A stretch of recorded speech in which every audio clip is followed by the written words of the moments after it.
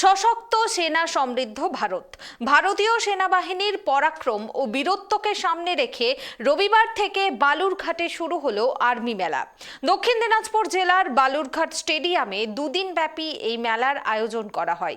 মেলার আনুষ্ঠানিক উদ্বোধন করেন কেন্দ্রীয় শিক্ষা প্রতিমন্ত্রী সুকান্ত মজুমদার।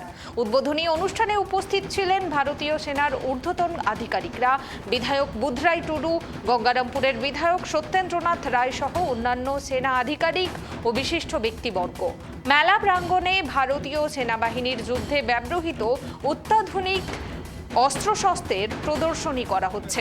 সাধারণ মানুষ এই অস্ত্রগুলো কাছ থেকে দেখার পাশাপাশি হাতে নিয়ে তাদের ক্ষমতা সম্পর্কেও জানতে পারছেন। এছাড়াও বিভিন্ন রেজিমেন্টের সেনা জওয়ানরা নিজেদের যুদ্ধ মহড়া প্রদর্শন করেন। দর্শকদের জন্য আয়োজন করা হয় ড্রোন শোরও।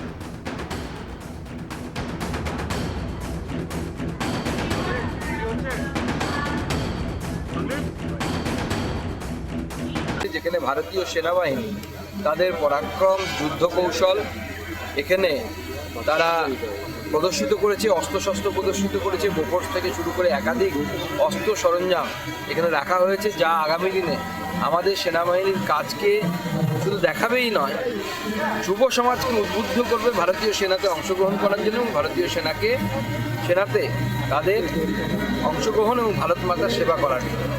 এবং আপনারা দেখেছেন যে বিভিন্ন